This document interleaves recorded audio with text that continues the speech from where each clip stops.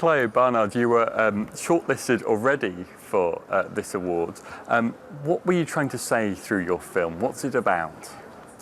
It's about a loving friendship between two boys, really, and it's set in the world of scrap metal, and it's located very specifically in Bradford.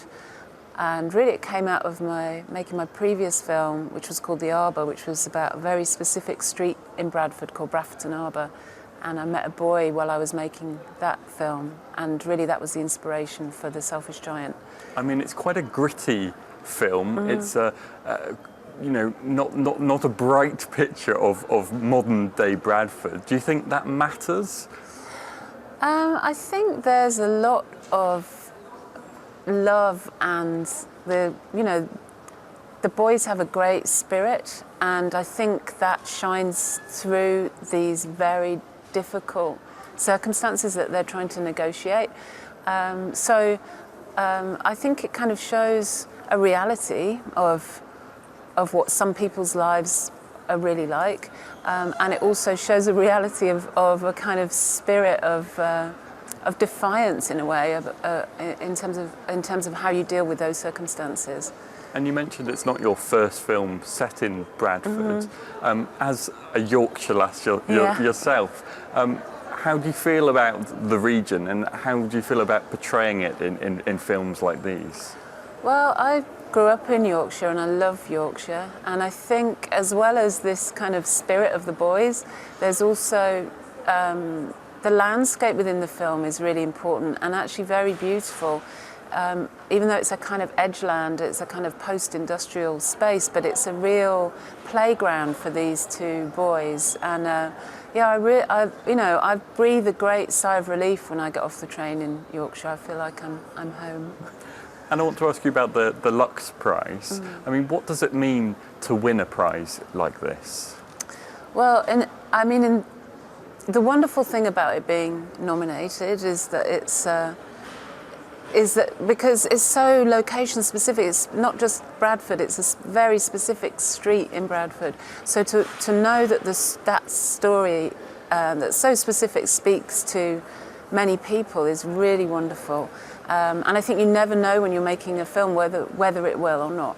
And if it wins, then I believe it gets translated into 24 different European languages, and it gets distributed to the 28 countries of the EU. And so that, the story of this loving friendship between these two boys from this very specific place in Bradford that would speak to that many different countries across Europe is brilliant. So through the film, it's quite a gritty film, as I said, and it portrays deprivation, really, and difficult communities in Bradford. What was the message you were trying to get across through all that in the film? I don't think I set out with a specific message in mind, but I think what I've realised since making it and since talking about it is and really that's reflected in the title, is that I think the Selfish Giant isn't just a character within the film. It's also it's about an ideology of selfishness and greed, and what it is, a value that gets lost if selfishness and greed is adopted as an ideology. And really, I suppose that gap between wealth and poverty, as that increases, people become increasingly marginalised, and we have to take responsibility for that. Let me then ask you about the prestige of a prize like this. Do you see a value in being nominated and the potential to win something like the Deluxe Prize? Well, I think the thing that seems to be very specific about this prize is acknowledging, I suppose, that films have a political content, and also about, in a way, making a point, I suppose, about distribution and about getting films out there that might,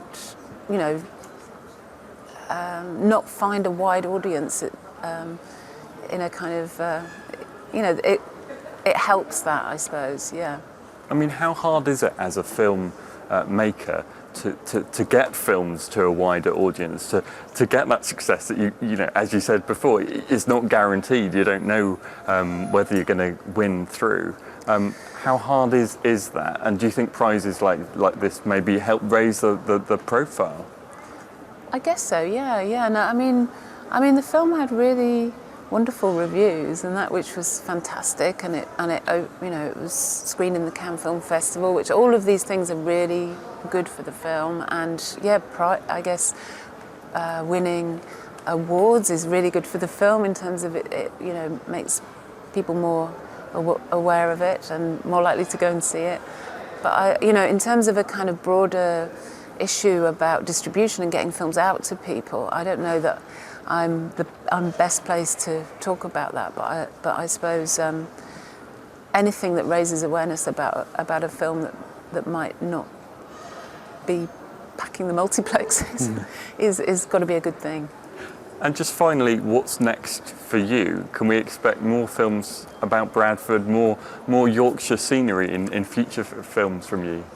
I think it's always going to be an influence in my films, even if they're not set in Bradford. But I've made 2 feature films, both of them set in Bradford.